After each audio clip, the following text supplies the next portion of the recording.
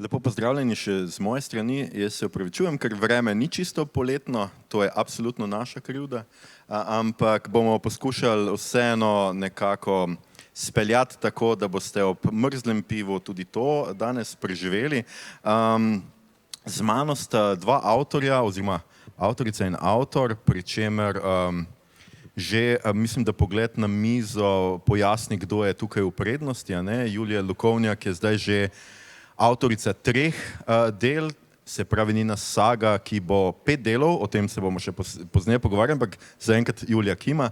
5 delov, se pravi še 2 manjkata, je že čez polovico, medtem ko Domen Kodrič pa ima zaenkrat za sabo en roman, ki sicer ni dosti tanjši, no, ne bomo rekli, da je kaj dosti tanjši, ampak tudi se bomo seveda pogovarjali o tem, ali mu sledi še kakšen ali ne.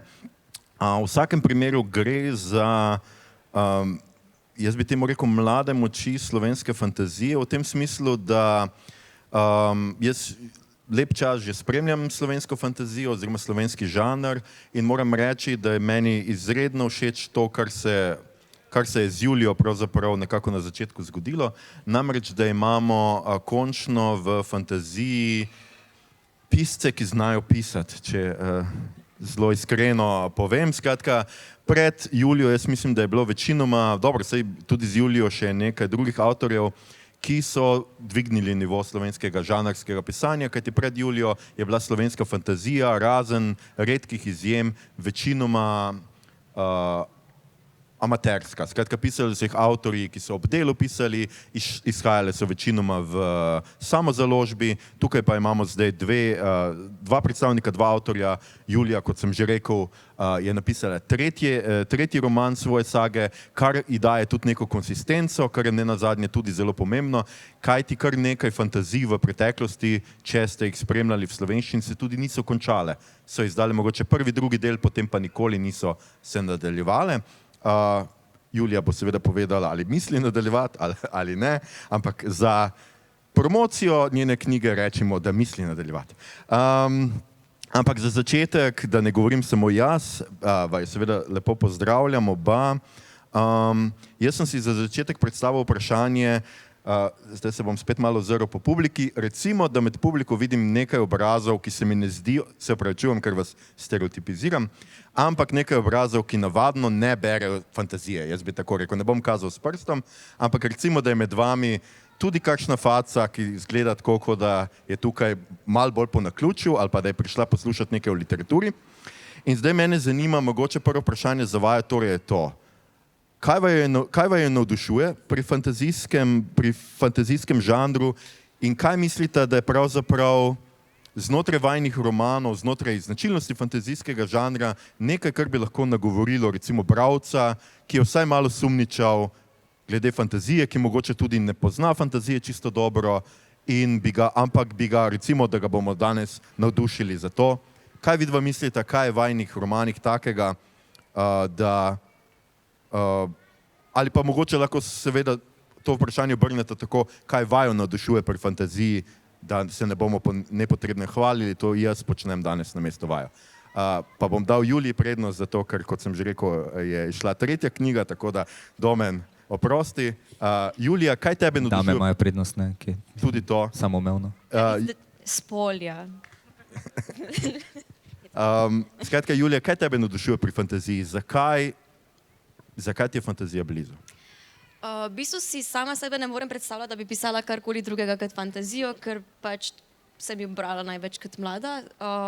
Pa zdi se mi, da se najlažje v fantaziji izraziš oziroma neko realnost najlažje slikaš skozi fantazijo, zaradi tega, ker nimaš za sabo nikogar, ki bi ti dihal za vrat, glede recimo prikazovanja nekih političnih slik, naprimer. Ker recimo jaz dosti pišem tudi o vojni, o nekih političnih dogajanjih znotraj določenih kraljestev in kaj takega ne bi zmogla tako enostavno početi oziroma ne bi imela občutka, da imam dovolj znanja, da lahko kaj takega povem, če bi pisala nekaj realističnega. Zelo fajn se mi je igrati z domišljijo, zaradi tega pač je recimo meni osebno boljše pisati fantazijo. Kar se pa tiče bralcev, pa zdi se mi, da pač, fantazija deluje na dosti bolj recimo abstraktni ravni, vendar se mi zdi, da vsak bralec to zmeri vključi v neko svojo realnost, ki jo pozna. Torej pač mislim da je neka posebnost pri branju fantazije v bistvu vzpostavljanje nekih vzporednic, ki jih bralec sam vzpostavlja in jih lahko v bistvu vzpostavi z katerokoli situacijo, ki ga spominja. Ni pač kritika neke določene situacije, temveč pač vsak v bistvu, kot da je vse v bistvu dvignjeno v neko metaforo, ki jo lahko apliciramo na marsikaj. In pač ravno zaradi te abstraktnosti se mi zdi pač fantazija odlična za pač kogarkoli, ki ga kaj takega zanima, da pač nima vsega danega na pladnju.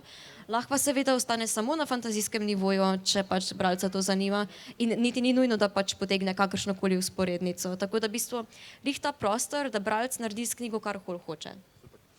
Še preden Domen dam tebi besedo, Julija, še to me zanima zdaj, ker je vseeno že tretja knjiga tvoja zunaj. Kaj pa, če se kdaj pogovarjaš z bralci, kaj pa bralci in bralke, kaj pa ti oni povejo, da jim je pri tvojih knjigah najbolj všeč? Najbolj me v bistvu preseneča, da so jim všeč liki. Niti ne toliko, mislim, ja, se je zgodba tudi, ampak tako se mi zdi, da se zelo navežejo na like, posebej mlajši bralci, ker pač tudi liki so nekoliko mlajši in se zelo pač z njimi identificirajo, se prepoznajo v njih. Tako da dostikrat sem recimo sploh za drugo knjigo slišala, da ob smrti enega od likov je marsikdo se počutil zelo slabo. Tako da mislim, to je tisto, kar mi bralci največ povejo in sem večkrat presenečena nad temi čustvi, ki se tukaj pojavijo. Kar mi je zelo zanimivo, ker pač se v bistvu identificirajo z nekim likom, ki nima z njimi skupnega niti sveta, niti sposobnosti, niti pač tako vrste na nek način, vendar se vseeno pač zaradi nekih, ne vem, njegovih psiholoških lastnosti prepoznajo v njem. Tako da to je tisto, kar mi bralci največkrat povejo. Super, bova pol spregovorila še o pobijanju likov. Domen, pri tebi je stvar še malo specifična zaradi tega, ker je tvoj roman nekakšna fuzija zgodovinskega romana in fantazijskega. Se pravi, je tebi bliže, kateri žanr je tebi mogoče bližji oziroma a ti naravno povezuješ oba žanra in predvsem, kaj te seveda pri obeh žanrih tebe navdušuje? Torej, bližje mi je fantazija, s tem sem gor rastel, to smo čitali v osnovni šoli že, ne, Harry Pottera pa naprej. Zapisati mi je pa mogoče bližje zgodovinski del, ker sem pač po poklicu zgodovinar. In verjetno zaradi tega prišlo do tega mešanja enega in drugega sveta. Kaj mi je pri fantaziji všeč? Zdaj si dobil dva navdušenca nad fantazijo, tako da odgovori bi se precej ponavljali, ne, v marsikateri točki. Predvsem to, da pri fantaziji se mi zdi, kot da se bolj te lahko preseneti, ker se lahko bolj nenavadne stvari zgodijo. Zaradi tega mi je tudi na splošno žanr fantazije nekako višje od ostalih, ker rabi fantazija in dobre osebe in dobre obrate in dobro zgodbo in dobro napisano. Ampak fantazijski avtor si mora svet zraven zmisliti, ne more se zanašati na to, kaj je že videl, ne. Kaj smo imeli, kaj bi bilo bralcem lahko pri tem všeč? Marsikere komentarje sem dobil, da ljudje, ki niso brali fantazije, zato ker je to nekaj pač, ker je izmišljeno, ker ni to neki realni svet, tako da v tem primeru imate realni svet, dejansko zgodovino, kjer te pol nekaj neobičajnega preseneti, ker se fantazija pojavi v našem svetu. V izmišljenem pričakuješ, da bo nekaj nenavadnega se zgodilo, ko je zgodba že, ne. Tu pa, ko zgodovino bereš na začetku, pol pa Te šokira, ja.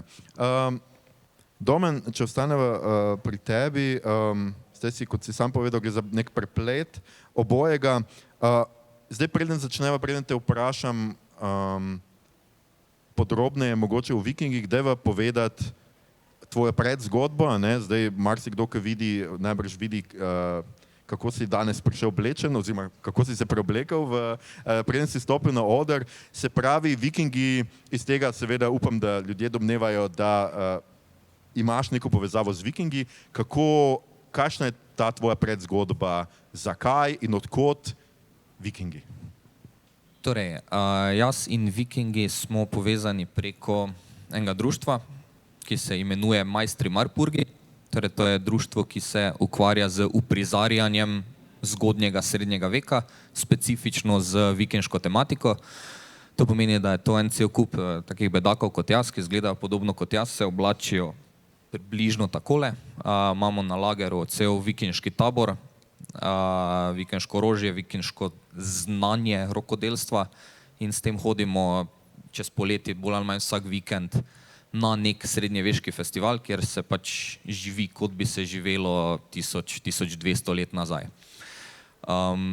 Delamo to sicer po Sloveniji, včasih ne pašemo zraven, ker nekako Slovenija ravno nima vikinške zgodovine. Ali pač. Ali pa jo ima.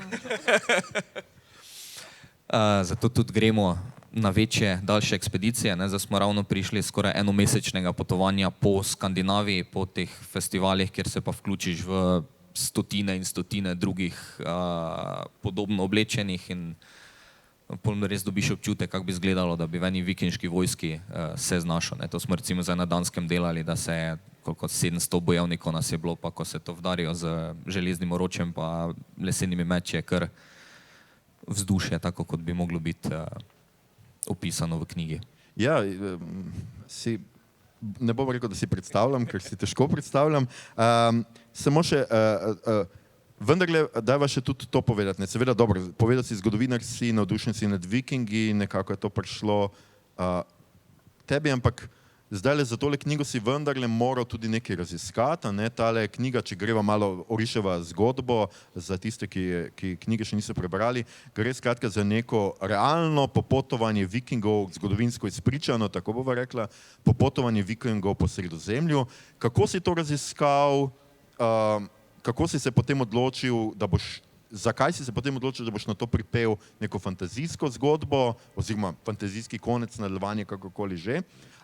In pa če si mogoče v tem raziskovanju, ker vseeno mislim, da si za knjigo moral zelo podrobne iti verjetno v neke detalje, s katerimi se prej nisi toliko ukvarjal, a si ugotovil, kaj v vikingih, kar te morda presenetilo? Torej, sama zgodba, torej vikingi v Sredozemlju se je res zgodila, tam 859 do 61 je šla ena flota 62 ladij skozi Gibraltar v Severno Afriko, v Južno Frankijo, do Italije. Če kdo serijo Vikinge gledal, tam tudi gre Bjorn Ironside, hoče priti v Sredozemlje, dejansko tja pripluje. To je na nekih realnostih postavljeno, ampak ta zgodba je trajala 3 leta. Za 2 leti vemo, kaj so delali, ker so jih arabski pisci popisali, pa menihi v Frankiji. Za 3. leto pa ne vemo, pač ni podatkov. In sem imel pač tu zelo dobro luknjo, da sem 2 leti šel za to odpravo v knjigi, pol pa dopolnil. Zdaj, kam so pa šli, da se je dopolnilo, je pa pač nekak izvorna zgodba, zakaj se lahko gremo vikinge tukaj. A si ugotovil kaj, kar te je presenetilo v tem raziskovanju? Kako natančno si pravzaprav, da te ne pa to raziskal? Torej, zgodovinska natančnost, zdaj bi tako rekel, ne se strašiti, ko govorimo o zgodovinski natančnosti, ni to zgodovinska knjiga, še vedno je roman. Pač, ko se omeni neka zgodovinska stvar, je pač taka, kot more biti, da ni nekaj po nepotrebnem zmišljeno. V kakšne detajle smo šli, kar smo že omenjala, da smo gledali, kakšne vzdevke so imeli frankovski kralji v tem času. Recimo, da smo leta 860. Imamo 5 frankovskih kraljev v letu 860, kakšne vzdevke so imeli. Katere vzdevke je neki kralj uporabljal v času svojega življenja, ko je bil tam, katere je dobil malo po smrti, kire so jim mogoče dali sodobni zgodovinarji, da ne bi sodobnega vzdevka uporabil v tem letu. Recimo, kakšne jezike so govorili, kak bi kiri kraj poimenovali, kje se kdo ne bi razumel, je zgodovinska stvar do kar nekaj tega, kaj nismo raziskovali, kaj smo praktično ugotovili. Recimo, ko smo šli na ta severna potovanja, na Norveškem smo 2-krat, 3-krat na enem festivalu veslali repliko vikinške ladje, ki je do zadnjega žrebla točno skopirana, tako bi mogla biti. In ko si enkrat tam, ko ti dajo veslo, zdaj pa vleči, ful dobiš neki feeling, kako se to odziva, kako se ladja, kako je narejena, kako se z valovi premika, kako veter piha, kako se ti veslo upira na kateri točki. Taki detajli, in zgodovinski in praktični, so v knjigi opisani. Drugače, glede same vikingške zgodovine, večino teh stvari smo vedeli. Je pa bilo treba kar nekaj raziskovati ostalih ljudstev. Ne, ker vikingi pridejo v nove dežele, predtem nisem vedel nič o Nekorskem emiratu v Afriki. Ne, da so vikingi tam 7 dni plenili, pa kakve odkupnine so dobivali, pa kdo je pomoč poslal, pa so vse zelo natančne raziskave zadaj. No super, ja, še enkrat dajva podariti, da seveda kljub tem detajlem je to zelo berljiva knjiga, zelo postolovska, veliko je bitk opisanih, tako da se absolutno ne boste dolgočasili, kot se morda ste se pri zgodovini v šoli. Julija, kako pa potekajo priprave na pisanje fantazijskega romana? Tukaj je mogoče en trik v tem, ker si lahko zmisliš karkoli, ampak hkrati, ko pišeš tretjo knjigo, si pa več ne moreš zmisliti več karkoli, ker si svet nekako spostavlja v prvih 2 knjigah. Kako se ti, recimo, si se pripravila na pisanje tretje knjige? Vemo, da recimo v tujini imajo tudi posebne ljudi, pač zaposlene za to, da res vejo na pamet vse stvari in so consistency readerji in potem rečejo, ne, avtor tle si se pa zmotil, ker na strani 45 prve knjigi si pa rekel tako pa tako. Tukaj se to pričakuje nekako od tebe, da to narediš. A si najprej spet prebrala prvi 2 svoji knjigi, preden si pisala tretjo? Zato v bistvu nisem imela časa, sem pa imela Heleno, svojo urednico, ki ima vse to v glavi, česar jaz nimam. Se pa večkrat vračam pač k svojim prejšnjim knjigam, se pravi, zmeraj imam pri roki prvo pa drugo knjigo, tam, kjer pišem, se pravi, razen če ne, ampak ponavadi pišem doma, tako da pač imam tam mislim tako po en izvod vsake knjige in se večkrat vrnem. Priprave so bile definitivno najbolj obsežne pred pisanjem prve knjige, se pravi, ko moraš zastaviti cel svet, definitivno se ta širi, tako da definitivno tudi pri drugi, tretji. Si pa ponavadi ta svet zastavljam skupaj z zgodbo, torej ni čezmeraj tako, da najprej postavim zemljevid in potem pač van figurce, temveč pač s temi figurcami, ki pridejo do neke ovire, sem tako, ok, tukaj bo treba nekaj dograditi v skladu s tem, kar je že narejeno. In običajno se to da narediti. Ni to rigidno, kot se zdi na prvi pogled, tako da konec koncev je fantazija. Tudi če nekaj moraš stlačiti, zmeri je nek način, kako elegantno razrešiti stvari. Je pa včasih težko opaziti ta način, oziroma se ga domisliti, še posebej, če si pod pritiskom, če imaš v glavi toliko informacij. Tako da zato pridejo tukaj uredniki zraven, oziroma organizacije. Pri meni je to Helena. Tako da ja, priprave pa se nikoli ne končajo. Mislim, se bom spet imela priprave na 4. knjigo, ko bom v to, kar že imam, postavljala zgodbo in skupaj z zgodbo širila svet, ki že je. Tako da nimam pa nekega rigidnega sistema, kako to početi. V bistvu nastaja dokaj spontano, ampak zaenkrat zmeraj preden je pač črno na belem na tisku, se to dogaja v Wordovem dokumentu, torej pač, če pride do kakih napak, se pač da popraviti. Kako pa, kdaj recimo, a imaš kakšne tudi tak, glede na to, da vseeno tudi tvoje knjige združujejo veliko bitk, veliko nekega tudi fizičnega, kdaj, ne vem, a si kdaj sprobala, kako je z mečem udar, da si kdaj, ne vem, si zamisliš, kako ta magija tvoja deluje, kako znotraj nekega prostora, a recimo se kdaj ubadaš s tem, zdaj pa ta lik mora priti od točke A do točke B, koliko dni mu bo to vzelo in kako naj to zračunam? Ja, definitivno, zato obstaja zemljevid in tako vem za par poti, koliko cajta trajajo približno, tako da pol primerjam s tem. Še zmeraj vem, da se najbrž tako realno ne bi čist skladalo s tem, kar jaz napišem, pač nisem geograf na koncu dneva, ampak tako približno ja. Kar se tiče mečevanja, jaz sem na YouTubeu tako pogledala ful dokumentarcev o tem in pač ful sem ok, mogoče več ne bom povedala o tem, ampak ja, nekaj malega vem o mečevanju, imam tudi meč, by the way. Kar se pa tiče drugih specifičnih stvari, recimo v roki, magija, ok, meni se je ful zabavno obadati z magijo in kako deluje. Tudi dost v bistvu, tako čist pri recimo fiziki, kemiji jemljem pač nekega navdiha, zelo povezujem magijo z nekim anatomskim delovanjem teh bitij, tako da pač mi je blazno zanimivo in ne rabi biti realistično, hkrati pa mora imeti nek realističen občutek. Tako da mislim, da sploh se mi zdi, da sem precej radovedna oseba, hipohonder in pač ne, saj to ne, mogoče včasih. Tako da pač ful rada povezujem neke stvari, pač zelo dosti stvari me navdihuje, naprimer tako kakšna bolezen, sem tako, wow, pač to bi se pa dalo povezati z mojo knjigo. Sicer mi je žal, da imaš to bolezen, ampak to bi se dalo uporabiti z mojo knjigo. Dobro, družinski pogovori morajo biti zanimivi pri vas doma.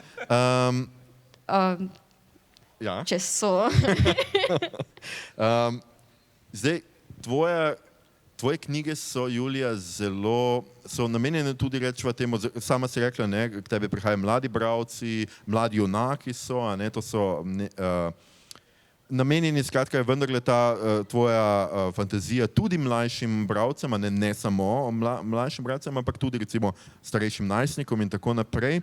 Kar je pa zanimivo meni pri tvoji, vendarle je, kar sem bral slovenske fantazije pred tabo, recimo zelo malo je bilo tega podžanra mračnejše, temačnejše fantazije, ne? Pri tebi pa ta podžanr, tvoj podžanr je mračna fantazija, ker se ukvarja z zlom, se nekaj bova o tem še rekla.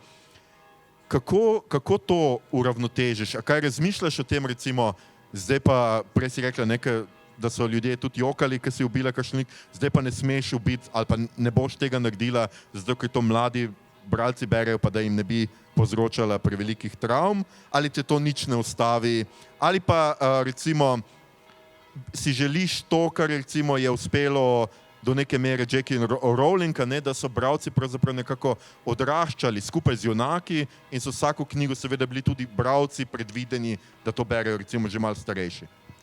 To bi bila najboljša opcija, tega sicer ne planiram, ker ne vem čisto točno, kako že zdaj to dojemajo bralci. Ja, sem že slišala tudi od nekaterih ljudi, da jim je mogoče za njihov okus preveč temačno.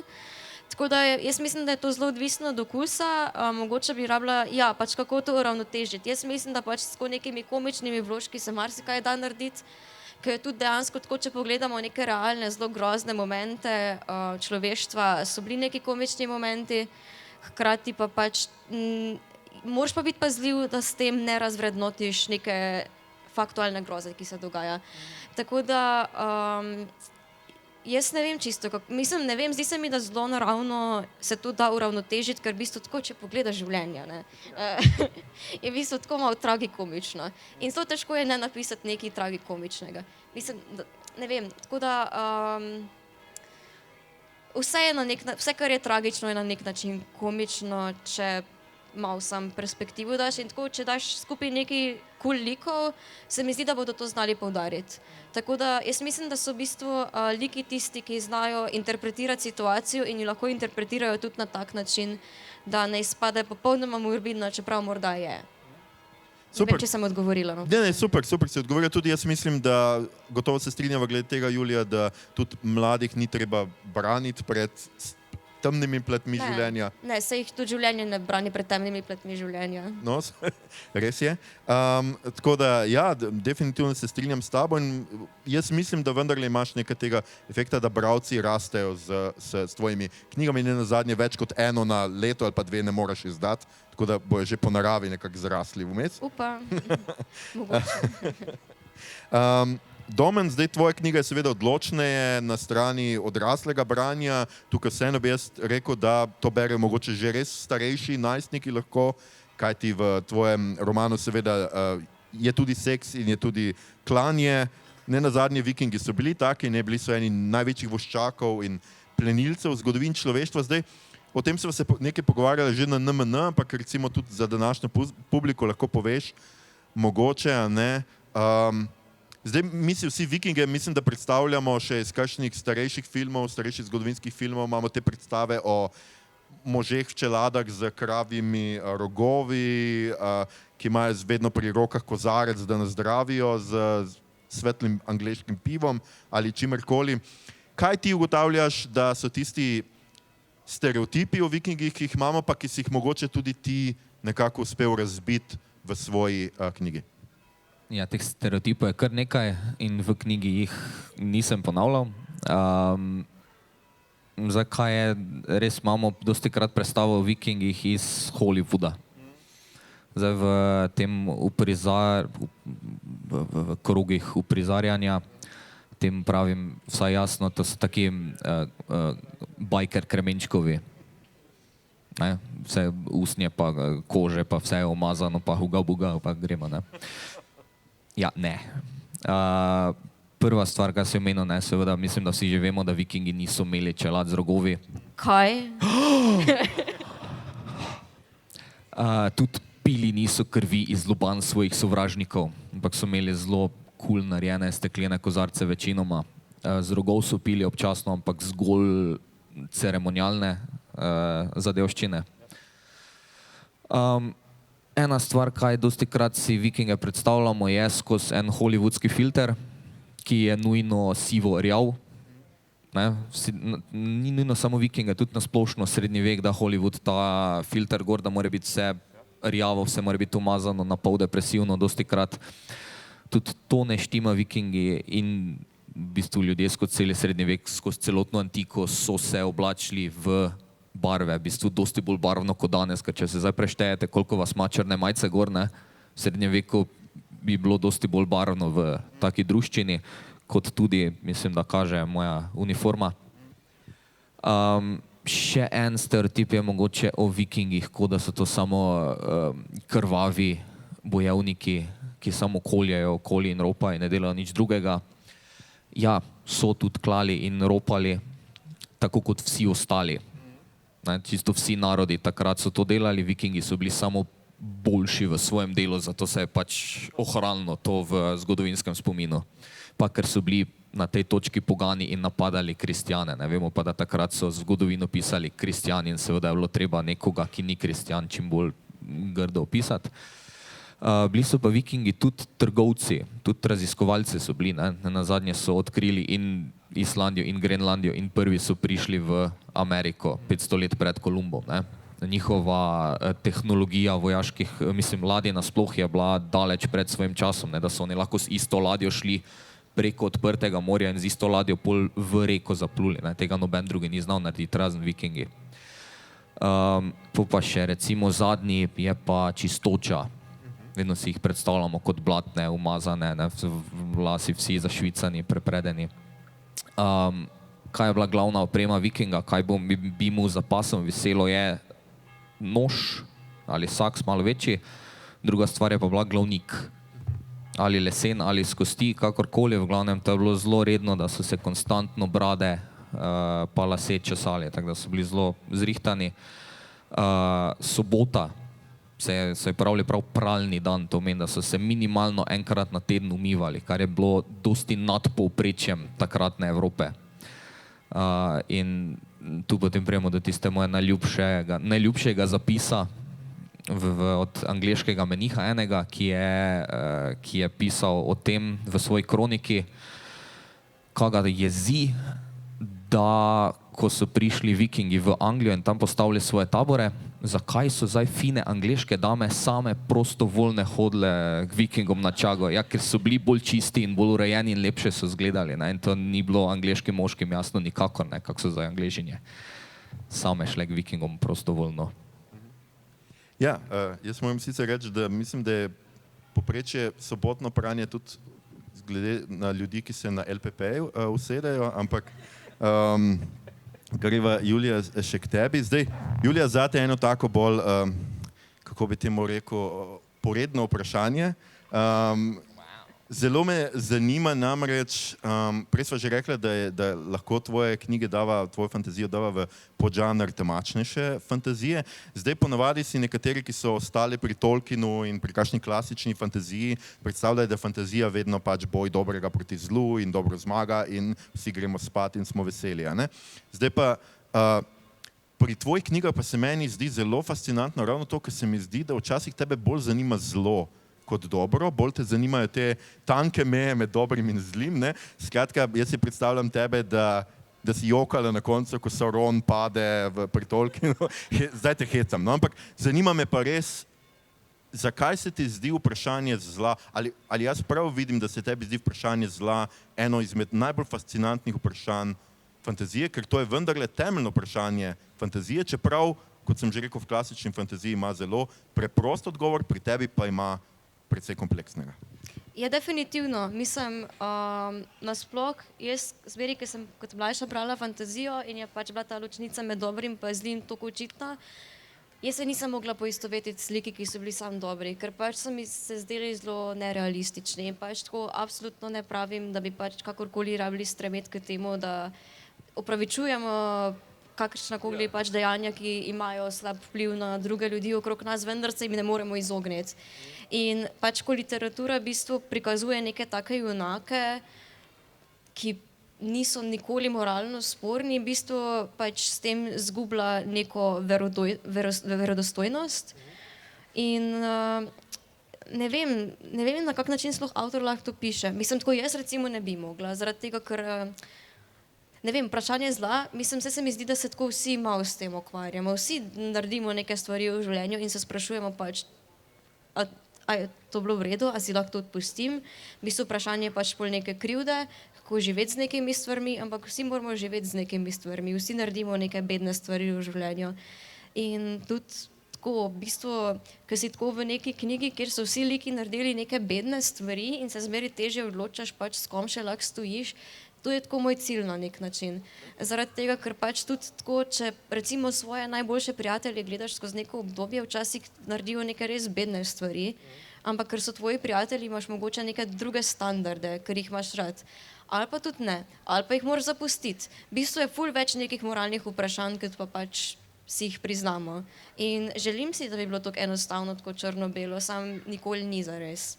In zdi se mi, da pač vedno bolj si vpletem v neke stvari, službo, karkoli, pač že vedno bolj si prisiljen.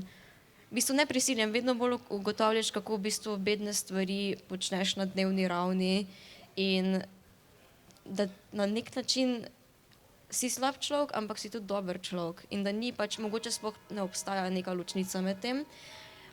Je pa definitivno, še zmeri pa je neka ločnica, še zmeri pa ne moreš biti sam tako, ok, pač vsi smo slabi. Mislim, še zmeri pa je, kljub temu, da počnemo, smo obsojeni na to, da počnemo slabe stvari, da imamo neko odgovornost do tega in pač skušamo, čeprav je pač to obsojeno na pač na to, da tega ne moreš izpolniti, ampak vseeno skušaš biti dober, karkoli pač to pomeni, oziroma imeti vpliv na ljudi, ki je zanje zaželjen.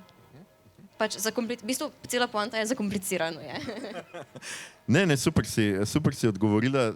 Se seveda strinjam s tabo, da liki, ki so samo dobri, so ne samo nerealni, mislim, da so tudi blazno dolgočasni. Zdaj pa me vseeno zanima tudi, Julija, ta vidik tega, zdaj na NMN-ju smo se o tem veliko pogovarjali, sem bil na nekih pogovorih, nekateri so me tudi malo razbesneli, ampak pustiva tole ob strani. Zdaj fantazijo, če hoče bralec relativno redno spremljati, nima kaj dosti druge izbire, kot da bere precej v angleščini, skratka, ker se seveda sodobna fantazija ne prevaja sproti ali pa z velikimi zamudami, zadnja leta šele dobivamo nekaj novejše fantazije tudi v slovenščini.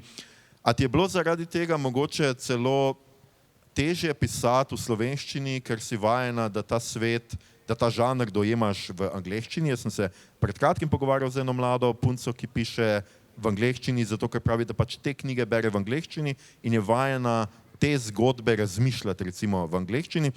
Predvsem pa recimo, včasih se zdi, čeprav se nam včasih zdi, da je slovenščina zelo enako konkretna kot vsi drugi jeziki, je vendarle mogoče za fantazijo, jaz sem posebej opazil, recimo pri anglosaksonskih delih opaziš, s kako lahkoto ustvarjajo nove besede. Ne? Sem dve besedi da skupaj, recimo Jordan je dal dark fiend in takoj že imaš novo besedo in lahko rečeš, da je fantazija, nekaj si izmislil. V slovenščini seveda to, ene stvari ne grejo tako preprosto. Skratka, koliko ti razmišljaš o jezikovni posebnosti slovenščine, koliko ti je to kot govorke slovenščine seveda enostavno, koliko pa te to ovira v tem smislu, da si vseeno vajena ta žanr gledati skozi prizmo angleščine? Ja, definitivno sem prebrala več v angleščini fantazije kot v slovenščini. Vsekakor pa skušam to, kar je prevedeno v slovenščino, brati v slovenščini. Je pa tudi res, da pač nekateri prevodi, mislim, fantazijo ni tako enostavno prevajati in pač sem naletela tudi na neke prevode slovenske in sem si želela, da bi v bistvu v začetku prebrala v angleščini. Tako da, ja, definitivno sem dostikrat, sploh v pisanju prve knjige, pisala neke stavčne strukture, ki so bile dosti angleške. In me je tudi na to moja prva urednica v bistvu opozarjala, dosti se rabila popravljati. S tem, ko pač sam sebe toliko bereš, ker pač tokrat urejaš, se mi zdi, da se navadiš slovenščine v fantaziji oziroma pač nekaj zelo svojega razvijaš. Po drugi strani pa v bistvu si prisiljen, da nek svoj jezik razvijaš, ker pač ti en ne odzvanja v ušesu. Ker meni se dostikrat zgodi, da recimo, ko nekaj berem, pa recimo, če grem pol nekaj pisati, pa to ni to, zaradi tega, ker je težko ta prenos narediti v fantazijo, privzamem pač ta slog. Pač ne vem, a sem jaz, definitivno nisem edina, ampak ne vem, a se to več ljudem dogaja, ampak tako, da malo ti ta pisatelj vstopi v glavo in ga tako malo kanaliziraš. Tako da te nevarnosti tukaj ni. Pač v bistvu sem prisiljena na nek svoj, mogoče v bistvu z Domnom in z drugimi pisci pač neko svoj fantazijski slovenski jezik razvijamo, kar se mi zdi spet nekaj posebnega. Meni je blazno zabavno tudi neke skovanke delati, tako da, pa zdi se mi slovenščina tudi zelo cool jezik, v bistvu zaradi tega, ker imamo toliko zanimive besede, da se jih da ne samo na en način povezovati, ampak na različne načine, različne korene imajo, kaj se zgodi, če daš konec te besede, začetek te besede, kaj to, če narediš obratno, pač bo nekaj čist drugega označevalo, tako da meni je v bistvu super, da ima slovenščina še toliko prostora za vse to. Sem še to, uporabljaš pa večinoma sodobno slovenščino, skratka nimaš pri sebi pleteršnikovega slovarja in greš iskat neko prastaro besedo za kakšno stvar. Ne, to samo za druge namene. Drugač, ne zares, mislim tu pa tam mogoče, pri kakem liku, ki ga želim tako narediti bolj arhaičnega, tako recimo, ko Zmaj govori, skušam uporabiti kak bodi si ali pa kaj takega. Drugač pa zategadelj.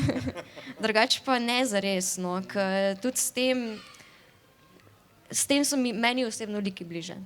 In se bolj lahko uživim vanje, ko pišem, ker pač pišem v prvi osebi in je lažje. Mislim, tako se mi zdi, da včasih kot mašila potem delujejo te besede, ampak ne zmeraj, pri meni osebno. Ja, razduševalci je ena mojih tvojih najljubših besed. Domen, zdaj pa, seveda, po eni strani ima pa Julija vendarle neko prednost, ki si lahko vse zmisli, ne? Pri tebi je mogoče malo drugače, čeprav je ravno tukaj recimo dostikrat ima vsak slovenski pisec, ki bi pisal fantazijo v neki srednjeveški družbi, ki bi posnemala srednjeveško družbo, kot večina klasične fantazije posnema, zelo hitro naleti na ene zelo velike probleme. Namreč slovenščina, vendarle pisna slovenščina je nekako v srednjem veku, imamo zelo malo stankov, zelo malo vemo recimo opisati posamezne dele obleke, recimo pa kakšne pojme iz srednjega veka.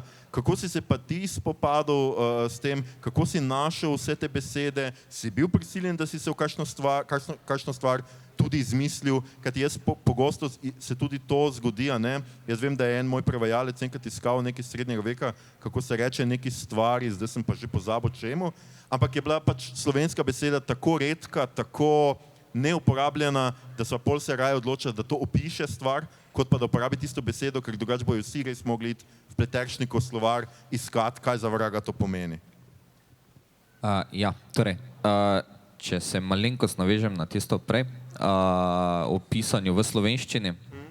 Jaz sem bil tako Julija, sem imel probleme s tem, ker sem od mladosti bral v angleščini fantazijske stvari, pol pa, ko sem začel razmišljati, kaj če bi slučajno začeli kdaj pisati, sem z NMN-ja hodil s takimi kupi knjig v slovenščini, da sem prav se namensko šel čitati in brati drugače, prav strateško stavke analizirati, kako vse pol, da sem se navadil v slovenščini to razmišljati in ko preklopiš enkrat mentalno vse, da je slovenščina čisto cool jezik za fantazijo, pač ne smeš imeti v glavi, da jo, angleščina je pa zdaj boljša, ker te ne znaš uporabljati slovenščine, če ne spraviš skupaj. Ne?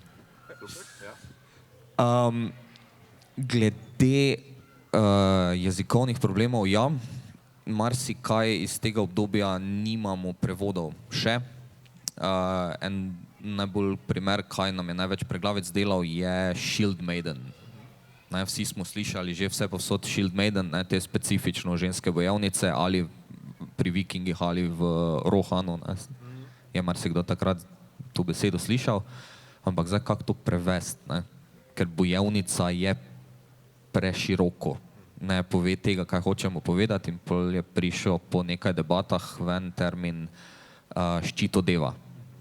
In zdaj ravno pridemo do teh starih slovarov, ne, in do zastarelih besed. Ne. Deva je devica, mlada ženska, ki v Franu piše zraven, ne, zastarelo.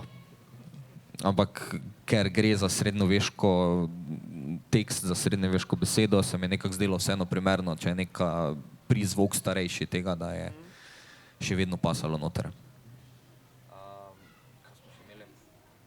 Aj kaj v zvezi z bojevanjem, ker veliko je tega tudi kakšni bojne opreme in tega, kjer jaz res tudi nikoli ne vem, tudi za kakšne različna orožja, recimo zdaj vikingi so večinoma uporabljali meče in sekire. Ni nič tak specifičnega, ker smo v zgodnem srednjem veku, kjer so orožja dovolj preprosta še, da imamo za vse izraze. Pol v poznem srednjem veku, kasneje se toliko nekih različic posameznega orožja razvije, da ni vse prevedeno. Takrat bi bilo več problema, ampak na srečo sem malo prej v obdobju. Tako da temu sem se elegantno izognil. Več slovničnih problemov sem imel spet potem z poslovenjanjem arabskih imen, pa starofrankovskih, pa starogrških besed, ki bi se uporabljale, ne? Da nisem zdaj z vsemi čudnimi pismenkami rabo pisati, da je vseeno slovenska beseda nastala, ki je bazira na tem starem imenu, ne? Pa za kdo kaj uporablja. Tu je bilo več problemov za slovnico. Zdaj, preden jaz svojima gostoma zastavim zadnja vprašanje, vas kar pozivam, da razmislite, če ste hoteli še kaj vprašati, pa da ne boste ti dve zadnji vprašanji, ker vam bom potem dal še, po moje bomo še glih ujeli 5 minut, da boste lahko kaj vprašali in da vam seveda gosta odgovorita.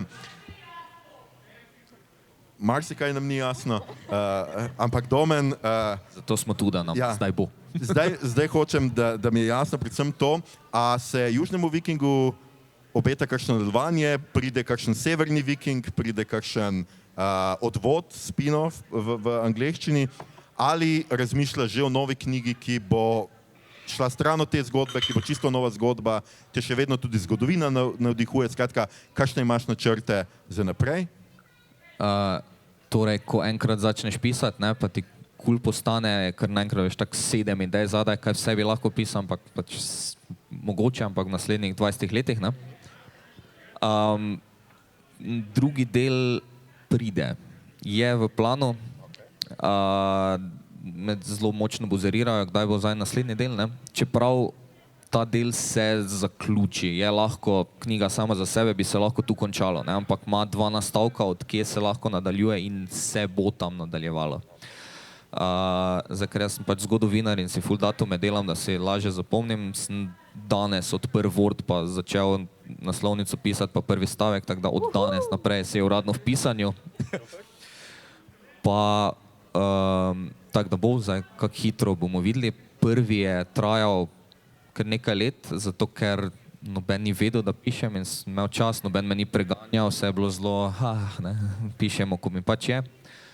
Zdaj drugi bo verjetno malo bolj pod pritiskom, da ne čez preveč let pride nadaljevanje, da ne bomo pozabili vse, kaj se je dogajalo, ne.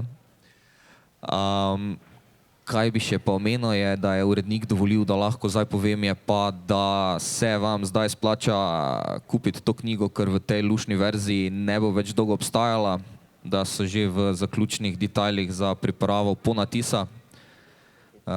Kaj so rekli, da je super po 3 mesecih za prvenec, ne, tako da jej. Hvala lepa. Absolutno, to je super, skratka, ja, nabaviti tudi danes seveda lahko obe knjigi, vse 4 knjige, se opravičujem, Julija. Ja, get your facts together.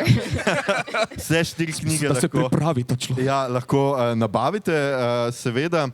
In Julija, zate podobno vprašanje, seveda, zdaj, a ti že, zate, ti nimaš kaj dosti izbirane, dve še izideti, najmanj dve, mogoče si lahko maksimalno, ok, maksimalno 2. Ampak, a že razmišljaš kaj o življenju po 5. knjigi? A to pomeni, a si lahko predstavljaš, da bi se vrnil v ta svet, ali si že močno predstavljaš, se ti tam že gradi nek nov svet in bi pisala nekaj popolnoma drugega? Jaz si nič ne predstavljam. Po 30. Ne, pač tako iskreno nimam nekih načrtov za življenje v resnici. Tudi to je zelo dobro. Pač to bom še napisala, bom pa videla. Ni planov, no. sem pričakoval, da boš rekla nekaj drugega, tako da to še je v redu, če boš pol Ne, pač videla. res ne vem, Ja. res ne vem. Ampak zdajle recimo, kako dolgo si pisala prvo knjigo? Prvo najdlje, tako 4 do 5 let vse skupaj. No, ker zdaj druga in tretja ste šle relativno v Hitreje. kratkem. Ja, res je. 2 leti. Se veš, kaj te hočem vprašati? Ne. Magistrsko moram napisati najprej. Razen, če jo na mest mene napišeš, O čem? bova se pol zmenila. Dobro. Skratka, zdaj odpiram vprašanje še publike in prosim, ne vprašati, o čem piše Julija magistrsko, ker ne bo povedala. Je kakšno vprašanje? Jaz se pričujem, ker vas tudi vseh ne vidim čisto dobro, ker mi tukaj luč sveti. Dajte bom jaz. Za gospodično Julijo. A sledi ekranizacija v bodoče? Ne, da bi vedela. Se zanimate za kako vlogo? Ne, da bi, mislim, najprej mora biti angleški prevod, najprej pač... A je sledi angleški prevod? Okay. Tako da, iščemo scenariste, iščemo lučkarje, igralce, casting, če ima kdo kako idejo, pa denar. Ja. Če ima kdo naslov, domač naslov Petera Jacksona, se zelo priporočamo zanj. Še kakšno vprašanje, še mogoče z tega kota? Aha, tukaj še je vprašanje. Sorry, Domen, spet za Julijo vprašanje. Ko ustvarjaš nek fantazijski svet, ki si ga zmišljaš od začetka, kateri so tisti glavni elementi, ki jih narediš, da so posebni, da so drugačni, da ko bralec prvič prebere to knjigo, da ga pritegne zaradi tega, ker mu je ta svet nepoznan. Kateri so te elementi?